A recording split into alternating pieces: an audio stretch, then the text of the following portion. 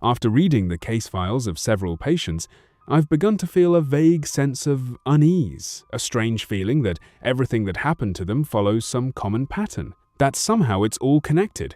I just can't figure out how. What strikes me as especially odd are the previous patient's claims about electroconvulsive therapy. We don't perform that kind of treatment here.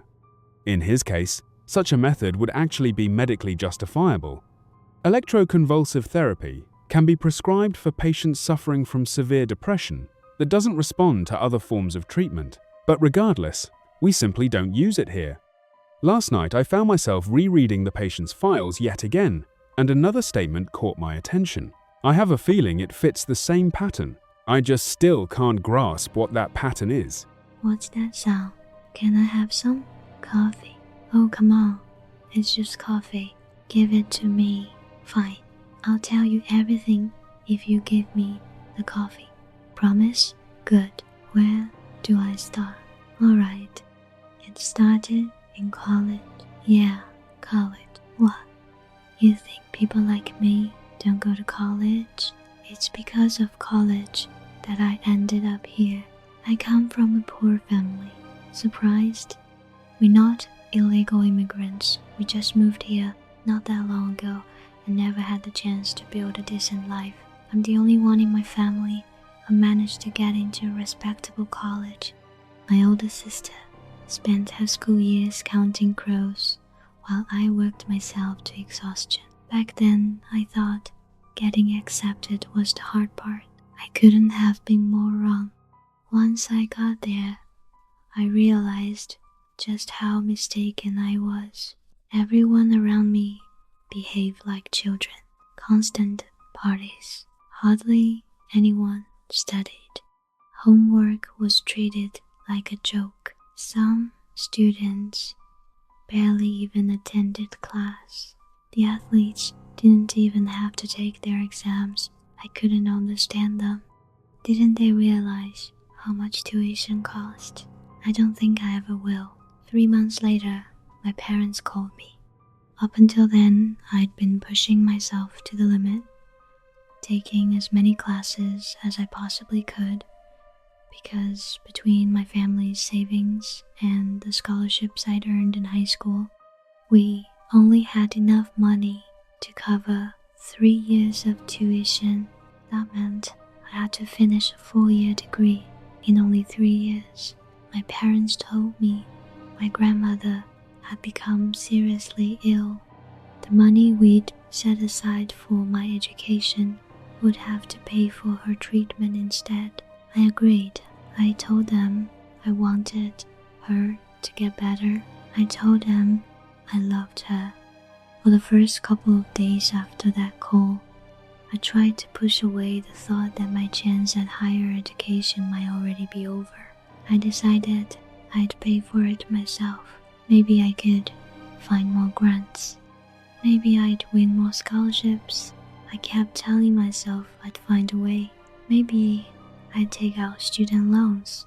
The thought terrified me. I'd spend the rest of my life working just to pay them back. My parents always said we didn't come here just to stay poor forever. About a month before the end of the semester, I received an email from a scholarship foundation. It said I was an outstanding student, one of the candidates being considered for one of their scholarships. I was overjoyed. It felt like every problem I'd been facing had suddenly been solved. All I had to do was write an essay on any topic I wanted. There was just one problem. The deadline was the very next day. No matter. I had an important exam coming up, 4 classes to attend, and mountains of homework waiting for me. But I thought I could handle it. This was too important. Coffee kept me awake until 5 in the morning. The next day, I felt terrible, exhausted, anxious, and I did much worse on the exam than I'd hoped. It didn't matter. I'd finished the essay. I'd done it. That evening I received their reply. They loved it. I was on top of the world until I kept reading. The essay had only been the preliminary round. The next assignment required an in-depth analysis of an industry or service sector. Minimum length, 30 pages. Deadline, only a couple of days. Had the other applicants known about the assignment in advance? Had they spent months preparing? I decided that, since I might soon have to deal with it personally, I'd write about the student loan industry. Looking back, that turned out to be a terrible choice, because while researching it, I realized exactly how miserable my life would become if I didn't win that scholarship. Конечно, вот литературный перевод на английский язык, выдержанный в том же стиле, что и предыдущие части. Hundreds of thousands of dollars over the course of 3 or 4 years. No rights, no possibility of declaring bankruptcy like with normal loans. No consumer protections whatsoever, worse than illegal loan sharks. And believe me, I knew exactly what happened to people who failed to repay them on time. Back in my neighborhood, someone was always accidentally falling down the stairs. I leaned even harder on coffee. My roommate gave me some pills, but I didn't dare take them at first. I just carried them around in my backpack. For the next several days, I slept no more than 3 hours a night, somehow balancing lectures, homework, exams, and the enormous research paper. I knew my grades were slipping, but a few bad days wouldn't ruin my GPA. The scholarship mattered more than anything. The moment I clicked submit, I felt completely drained. I was exhausted. No sleep and gallons of coffee had finally caught up with me. When I woke up, another email from the foundation was waiting for me. They congratulated me on successfully completing the next stage of the competition and informed me that only 5 candidates remained. Wait, had they really reviewed 30 pages overnight? Or had everyone else simply failed to submit their papers in time? Yeah, that had to be it. They probably received only 5 completed submissions. Everyone else had given up. The next stage required a dissertation comparable to a senior thesis. Deadline, 2 weeks. I spent the entire day in a daze. I couldn't even imagine how someone was supposed to write a dissertation. Where was I supposed to begin?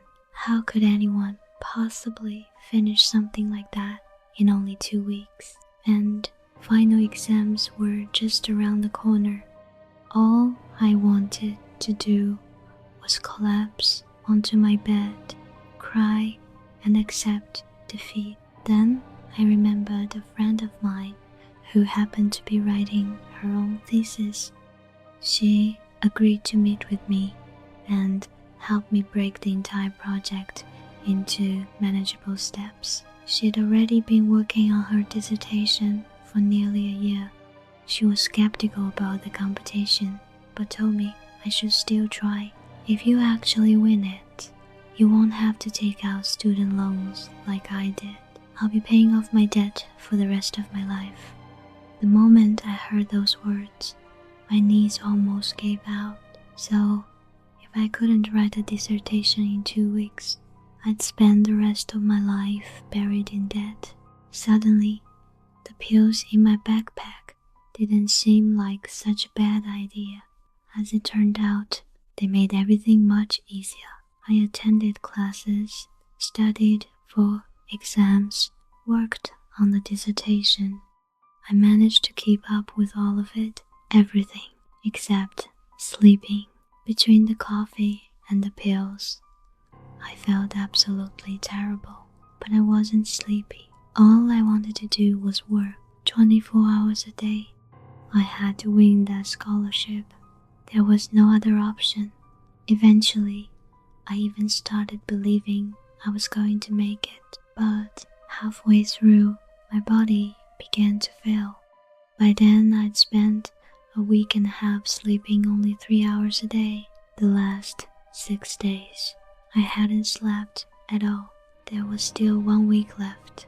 I went to my roommate to ask for more pills. He was sick. He looked wrong. Talking to him made my skin crawl. Just looking at him filled me with disgust. His runny nose, the saliva, his bulging eyes. I grabbed the pills and got out of there as fast as I could. I doubled the dosage, then tripled it. The state I found myself in was strange, to say the least. A painful kind of exhilaration, no trace of drowsiness. Thanks to that, I worked continuously for the entire remaining week. I knew I was destroying my health, but I had to finish. It would all be worth it. I knew it would. I knew I was going to win that scholarship. Then, the day before the deadline, my mind simply stopped working. I sat staring at the massive dissertation. Only a few pages remained.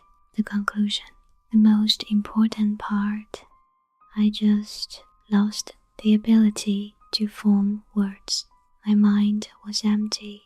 I was working on my laptop in the library. When I finally looked up, I realized I could barely remember where I was. My dorm room, the library, the lecture halls, everything had blurred into one endless place, just like the sleepless days themselves. It was late. The library was completely silent.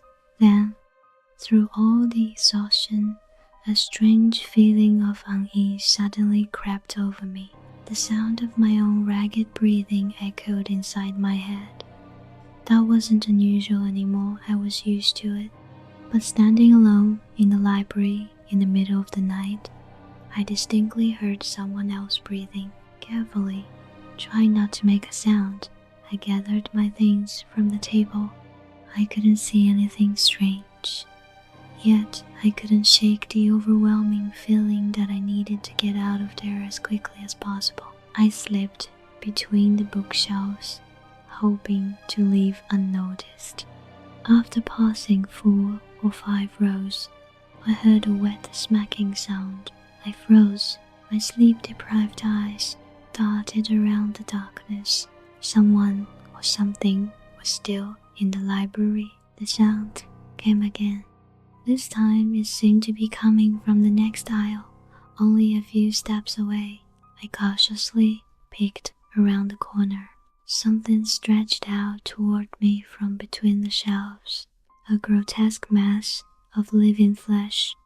I stared at it in horror, unable to understand what I was looking at. It had limbs, loose, sagging skin. Its entire body pulsed rhythmically. It looked like a glistening sack of flesh and throbbing organs, covered in patches of hair. The smacking sound came from what I assumed was its mouth, or at least I think it was a mouth. It was nothing more than a hole in its body. Bones protruded from inside it, coated with something dark red. God, I still remember every horrifying detail. Then it turned toward me with several white, wet protrusions. That's when I realized it could see me.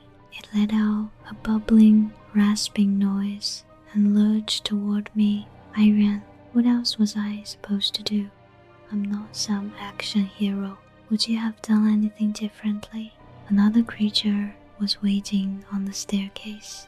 I nearly ran straight into it. It screamed in a high-pitched voice and reached toward me with one of its pulsing limbs. Its skin looked stretched tight over long veins, through which some revolting fluid flowed back and forth. I kept running. I had a knife. Yeah, like I said, I grew up in a rough neighborhood. That was the moment I realized I might actually have to use it. The library was crawling with those things. I had to get out, no matter what. I had to finish my dissertation. I pulled out the knife and sprinted toward the main entrance. Another creature stood in front of the doors. It staggered aimlessly, making a horrible wheezing sound. The instant it saw me, it shrieked. The front of its body expanded as it inhaled. It was about to attack. Through the glass doors, I could see the silhouette of a security guard. If not salvation, then at least help. I slashed the creature with the knife, tearing through its sponge-like flesh. Wet, trembling organs spilled out immediately, red, brown, and dark purple. The sheer disgust made me vomit. Tears streamed down my face. I had never seen anything so revolting.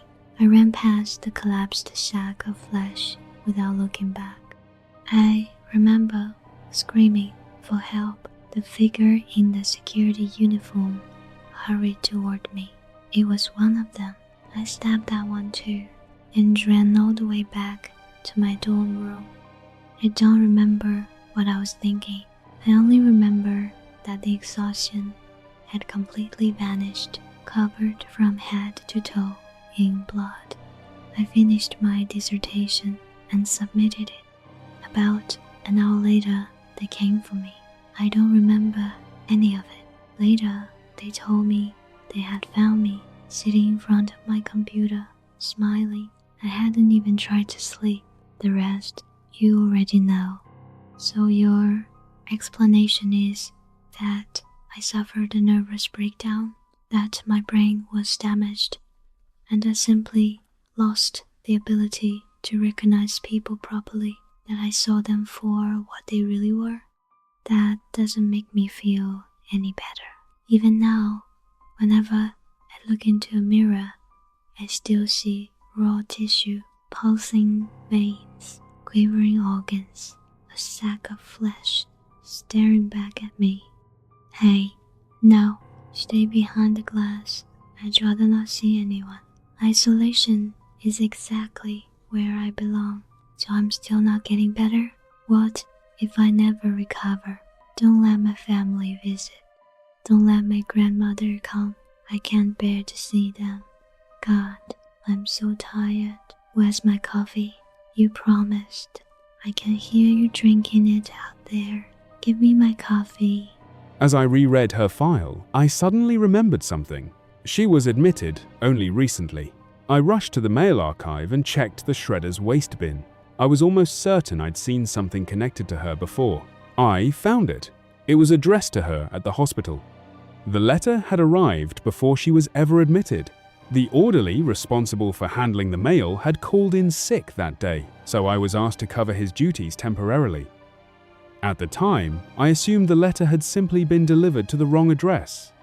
Congratulations! The surviving fragment read, "You have advanced to the final 3 candidates. To complete this stage, you must send us 4,000 pages within 3 weeks. Everything else had been destroyed." I couldn't find the envelope or any information about the sender. It didn't matter. There was already enough to justify an investigation. Something was terribly wrong, and I needed to uncover the truth. "Interesting," the chief physician said after reading the remains of the letter. Leaning back in his large leather chair, he continued, "There definitely seems to be a connection with everything you've been telling me." "I don't think this is as simple as it looks," I replied. "Someone was clearly manipulating that girl. They deliberately drove her insane." "So what if they did?" the chief physician answered, his expression completely serious. "She's not just another psychiatric patient. Doesn't that mean anything? Even if you're right, she still sees monsters instead of people. She attacked a security guard and another student with a knife." He shrugged. "Fine. Let's say she really was tricked by that fake scholarship. That doesn't change the fact that she went without sleep for weeks, causing genuine physiological damage to her brain. "So you just don't care?" I asked, feeling anger rising inside me. This isn't some childish prank. At the very least, we could help catch whoever's scamming college students. That's not our job. At that moment, I realized I wasn't going to get either his help or his permission to continue the investigation on my own. "All right," I said without the slightest hesitation. "You're right. I'm sorry. It was a lie." He smiled. He always enjoyed being told he was right. Just as I was about to leave, he spoke again. "I've been hearing rumors that you've started behaving strangely yourself." He paused, reading patients' files late at night, conducting your own investigations. Don't take those stories seriously. They're nothing more than fantasies born from diseased minds. "Why not?" I asked. "Are you afraid madness might be contagious?" He didn't answer. He only looked at me with a cold, disapproving expression. It was reckless of me to make a joke like that to my superior. The darkness in his eyes, and his refusal to answer, made me wonder whether my joke had been closer to the truth than I'd intended. I'm convinced now that something is happening, something far beyond my understanding. And it isn't just affecting that girl, it's happening to all of the patients. Lately, I've begun to suspect that the hospital itself may somehow be involved. P.S. We're definitely involved in something evil.